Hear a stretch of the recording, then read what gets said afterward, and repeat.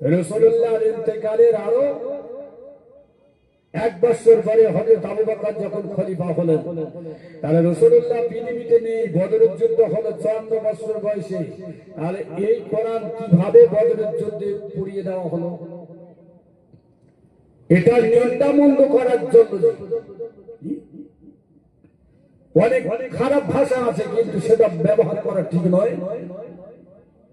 তো হযরত আবু বকর রাদিয়াল্লাহু তাআলার সময় ওই লিখিত কোরআন পাক আল্লাহ নবীর বিবি হযরত হাফসা রাদিয়াল্লাহু তাআলা, যিনি হযরত ওমর ফারুকের বেটি, ওনার কাছে সংরক্ষণ ছিল। হযরত ওসমান গনি এর 12 বছর পরে যখন তিনি খলিফা হলেন, অর্থাৎ আবু বকর রাদিয়াল্লাহু তাআলা 2 বছর, ওমর ফারুক 10 বছর, হযরত ওসমান গনি তিনি খলিফা হলেন। ওনার সময় কোরআন পাক নিয়ে, অরিজিনাল কোরআন থেকে নিয়ে হাতে লিখে লিখে বহু কপি করে সারা মুসলিম রাষ্ট্রে পাঠানো হয়েছিল বলে সুবহানাল্লাহ। তাহলে একাধিক কোরআন হলো জি, একটা কোরআন 100 কোরআনের ভিতরে যদি একটা কোরআন পুড়িয়ে দেওয়া যায়, তাহলে কি 100 কোরআন সব ভুল হয়ে গেল? আর কোরআন পড়ানো হয়েছিল রাসূলুল্লাহর ইন্তেকালের 37 বছর পরে। কারবালার যুদ্ধ হয়েছিল নাকি ইয়াজিদ সঙ্গে হযরত হুসাইনের। এই ইয়াজিদ বাদশা হওয়ার পরে মদিনায় আক্রমণ করে মদিনার মসজিদের কিছু জায়গা আগুন লাগিয়ে দিয়েছিল, কাবা শরীফের গেলাপ পুড়িয়েছিল। এইরকম পরিস্থিতিতে একটা কোরআন শরীফ কিছুটা পড়ে গিয়েছিল, পূর্ণ গোনা। তাহলে রাসূলুল্লাহর ইন্তেকালের 37 বছর পরে ইয়াজিদ অত্যাচার করে কোরআন পড়িয়েছিল। তাহলে ওই কোরআনটা অরিজিনাল কোরআন পড়িয়েছে, এই তথ্যটা ভুল আছে। এইজন্য নবীজির হাদিস পাক আছে, মান কাযাবা আলাইহি মুতাআম্মিদান ফালিয়াতাবাওয়াহু মাকআদাহু মিনান নার। যারা জেনে শুনে আমার হাদিসকে মিথ্যা ব্যাখ্যা দেয়, তাদের ঠিকানা হলো জাহান্নাম। ও তো ঈমানওয়ালা নয়, অটোমেটিক ঈমান হারা মানুষ। আর এই লোকটির ঠিকানা কোথায় হবে ফের রাসূলুল্লাহর হাদিসকে যদি ভুল ব্যাখ্যা করে? আল্লাহ নবী বলেন, মান ফাসসারাল কোরআন বিরাইহি ফালিয়াতাবাউ মাকআদাহু মিনান নার। যে জেনে বুঝে কোরআনের তাফসীরকে ভুল করে, তার ঠিকানা হলো জাহান্নাম। তাহলে আমরা যে কোরআন পাক পড়ছি, এই কোরআন পাকের ভিতরে কোনো নকল নেই আর কোনো অরিজিনাল নেই। যা আছে রাসূলুল্লাহর জামানার সেই শুদ্ধ কোরআন। বিধর্মীরা যতই কোরআনকে খারাপ বলুক আর কোরআনের নিয়ে যারা বিকৃতি করুক, কিন্তু কোরআনের ভিতরে কোন পরিবর্তন হয়নি। কোরআন পাকের প্রথম পাতায় আল্লাহ পাক লিখে দিয়েছেন, লা রাইবা ফিহি, এই কিতাবের ভিতরে কোনো সন্দেহ নেই বলে সুবহানাল্লাহ। এবং কিয়ামত পর্যন্ত হাজার হাজার নয়, কোটি কোটি কপি যদি নদীতে ফেলে দেওয়া হয়, পুড়িয়ে দেওয়া হয়, কিন্তু কোটি কোটি হাফেজ কিয়ামত পর্যন্ত বুকের ভিতরে কোরআন নিয়ে বেঁচে থাকবে বলে সুবহানাল্লাহ। এটাই হচ্ছে আল্লাহর বাণী। আমি আর দুটো তথ্য দিচ্ছি, এটা সকলের কাছে পছন্দ হবে। একবার দরুদ শরীফ, আল্লাহুম্মা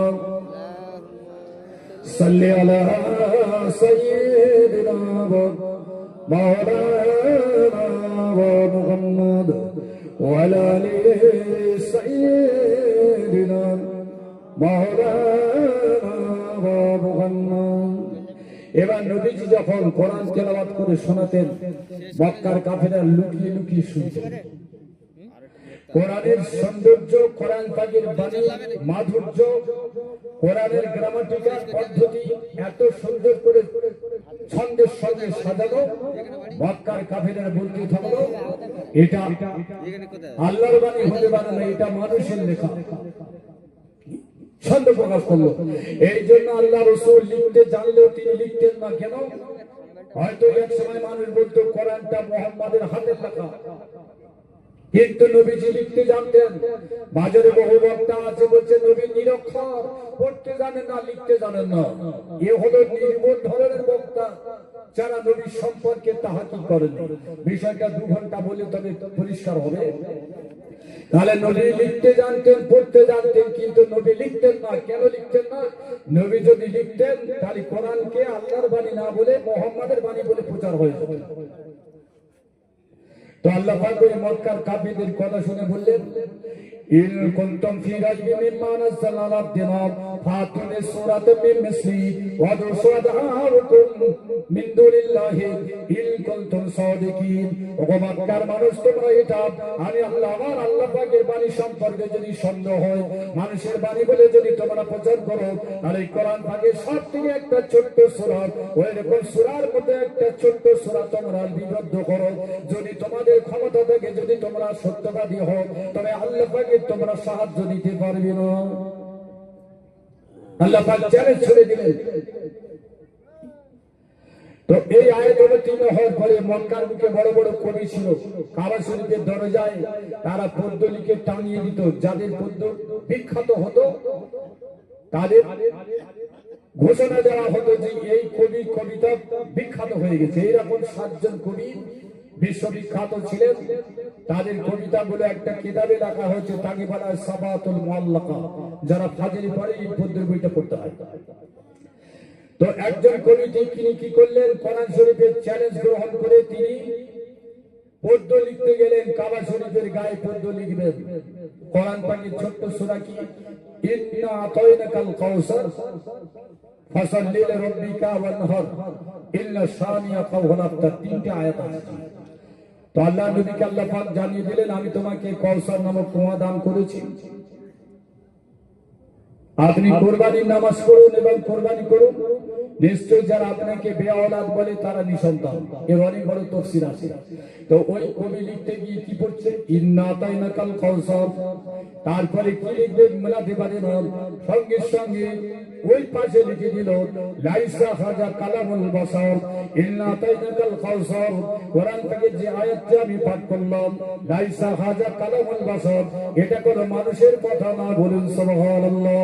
যে মক্কার কাফিররা বিদর্মীরা, যে মক্কার কবিরা বলেছিল কোরআন পাকের কথাগুলো মানুষের লেখা, এটা আল্লাহ পাকের কালাম হতে পারে না, সেই রকম একজন কবি পড়ছেন আর লিখছেন ইন্না আতাইনাকাল কাউসার লাইসা হাজা কালামুল বাসার, এটা কোনো মানুষের কথা না। বলুন সুবহানাল্লাহ।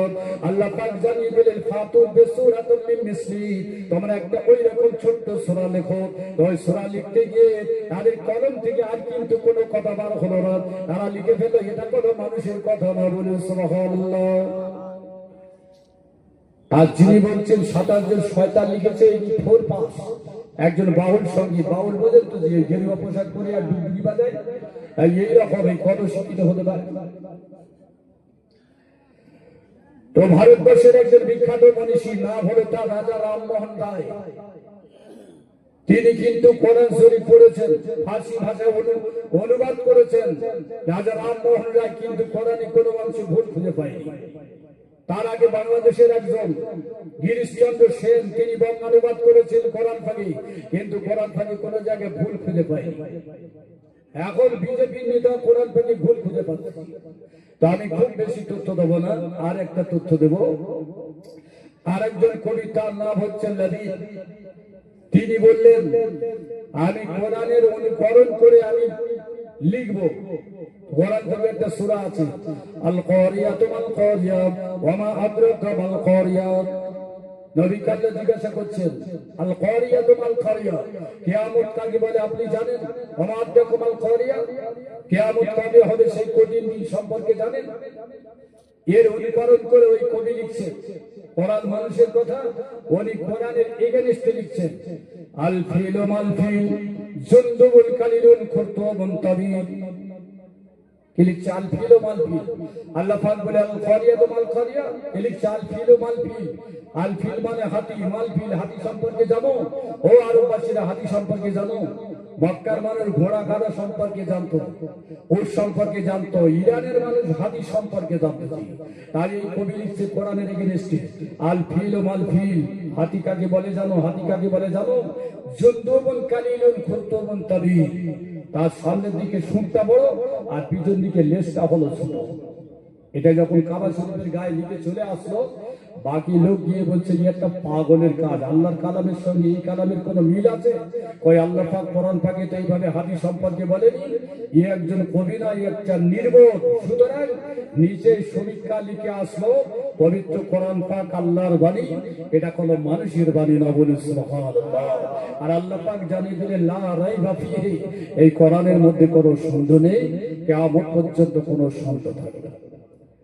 আল্লাহ পাক এইরকম নির্বোধের হাত থেকে আমাদের হেফাজত করেন। কেন নির্বোধ বললাম? এটা এক ধরনের চক্রান্ত, রাষ্ট্রীয় চক্রান্ত, আর সেটা এসেছে রাজ্যে। আমি দুটো হাদিস বলে আবার মূল বক্তব্য পরিবর্তন করব। হুজুর পাক সাল্লাল্লাহু আলাইহি ওয়াসাল্লাম বললেন, ইন্না মিন ইসরাতি সাআতু ইয়াকুনু হুমারাকুমুল জুরা। কিয়ামতের নিদর্শনের মধ্যে একটা নিদর্শন দেখবে, কিয়ামতের আগে রাষ্ট্র নেতাগুলো জালেম হবে।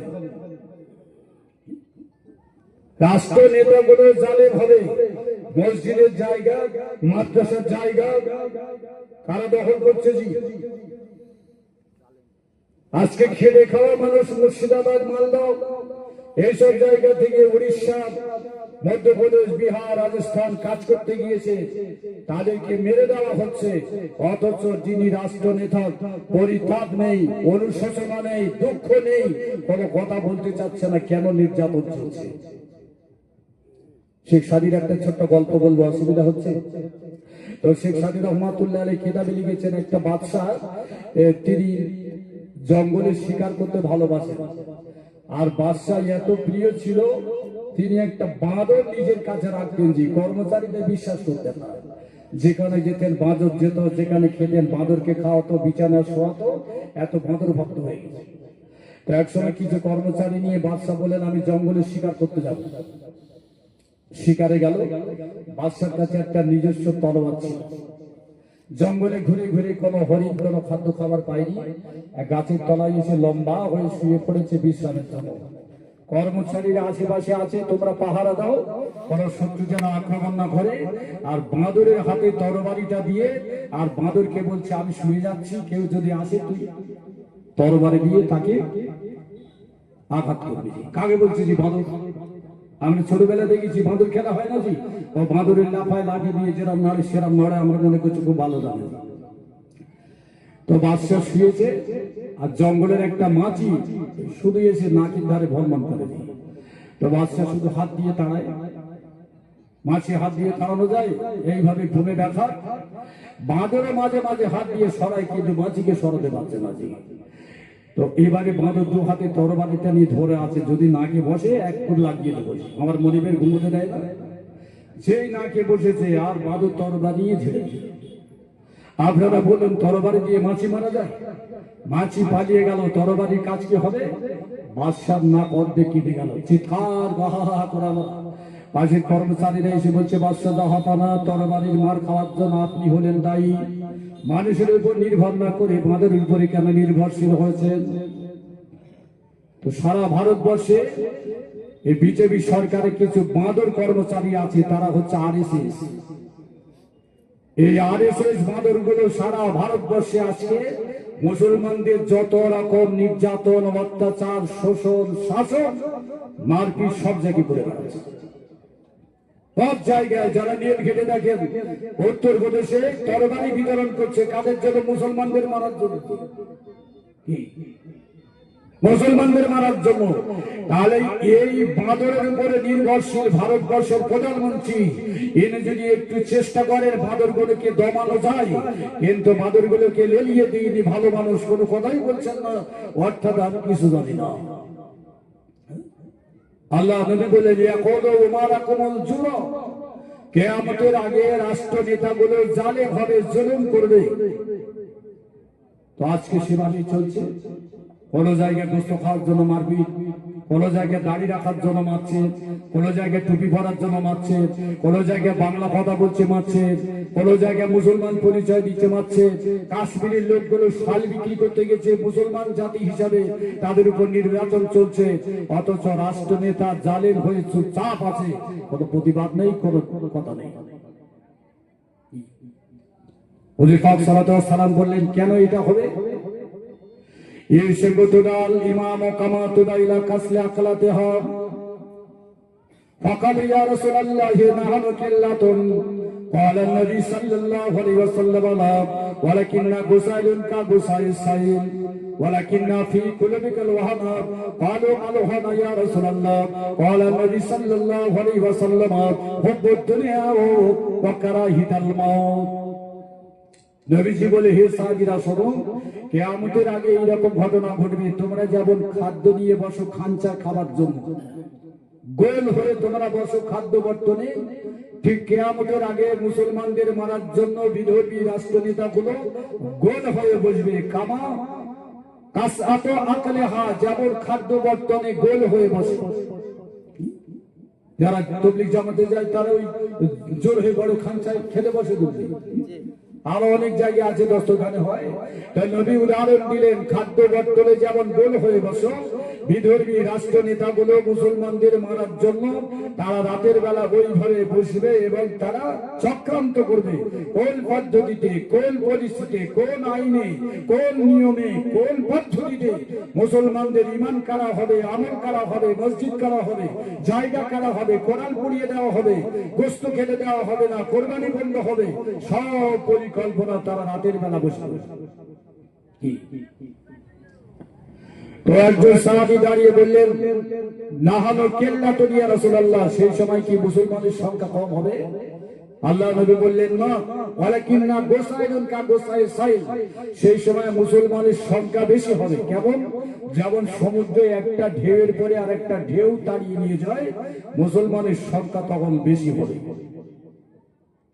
ওয়ালাকিন্না ফি কুলুবিকুল ওয়াহনা কিন্তু তাদের মনের ভিতরে একটা দুর্বলতা থাকবে আজ ইহুদি রাষ্ট্রগুলো ইহুদি আর খ্রিস্টান মিলে প্যালেস্টাইনের 70,000 মুসলমানকে মেরে দিল অথচ মুসলমান রাষ্ট্রগুলো শুধু নিন্দা প্রস্তাব গ্রহণ করছে ওয়াইসি সংগঠন শুধু নিন্দা প্রস্তাব গ্রহণ করছে আর তারা মারার জন্য পরিকল্পনা করছে গোপনে গোপনে অস্ত্র দিচ্ছে অর্থ দিচ্ছে সারা পৃথিবী দেখছে মুসলমান শুধু এরা নিন্দা প্রস্তাব করছে ওয়ালাকিন্না ফি কুলুবিকুল ওয়াহন তাদের অন্তরে একটা দুর্বলতা থাকবে সাহাবারা বলে মাল ওয়াহনা ইয়া রাসূলুল্লাহ সেই দুর্বলতাটা কি আল্লাহ নবী বললেন হুব্বুদ দুনিয়া পৃথিবীকে ভালোবাসবে জি যারা পেপার পত্রিকা পড়েন আমি দেখেছি রিসেন্টলি সৌদি আরবে 9 দিনে হচ্ছে একটা অনুষ্ঠান হলো অনুষ্ঠানটা কি সারা পৃথিবীর বুক থেকে যত বড় বড় গায়িকা নায়িকা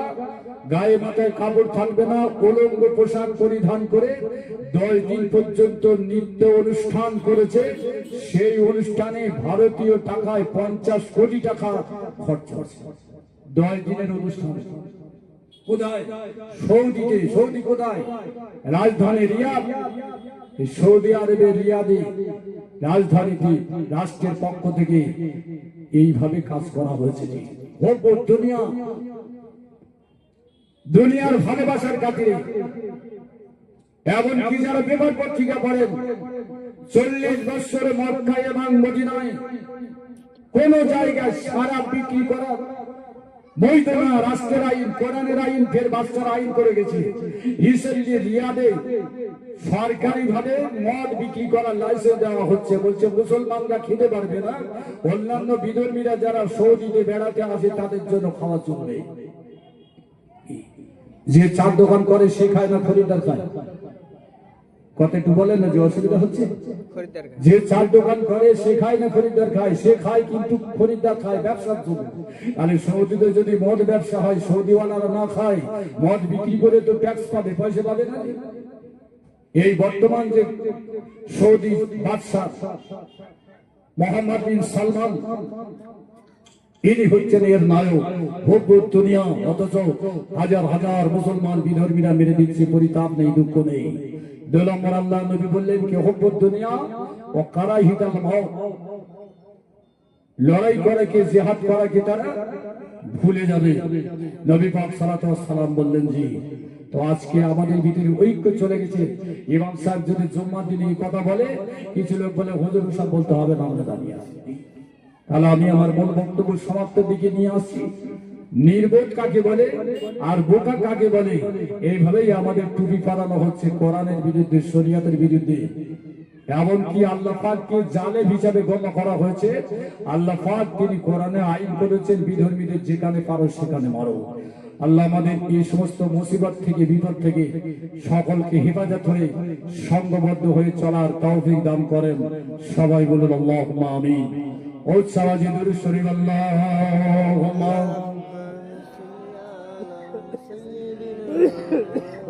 মাওলানা মুহাম্মদ ওয়া আলা আলি সাইয়্যিদিনা মাওলানা মুহাম্মদ। এবার আমি শেষ একটা আয়াত পাঠ করেছি, আর অল্প মিনিট করে সময় আছে, কিছু কথা রাখি। তো আমি আমার এই জলসা কমিটির ভাইদের কাছে ক্ষমা চাইতে হবে। কেন আমি রাতে বলেছিলাম আমি দাওয়াত নেব না, তার একটা কারণ ছিল। তো যাই হোক, আমার ভাইয়েরা বলেছেন, আমার আসল ভাই দিয়ে বলেছেন আমি দাওয়াত নিয়েছি। আবার সে আগের কারণটা কি ছিল? এমন একটা বক্তাকে দাওয়াত করতে চেয়েছিলেন যে বক্তাটির ওয়াজ শুনলে আমাদের আমল নষ্ট হয়, অথচ মাইকে তিনি চ্যালেঞ্জ দিয়ে বলে যাচ্ছেন, চ্যালেঞ্জ দিয়ে বলে যাচ্ছেন। তো এইরকম বক্তার ওয়াজ শুনলে আমল নষ্ট, ঈমান নষ্ট। আমি দুটো তথ্য দেব, তারপরে শেষ বলে দেব পদ্ধতিটা কি। বিশ্ববিখ্যাত সাহাবী নাম হলো হযরত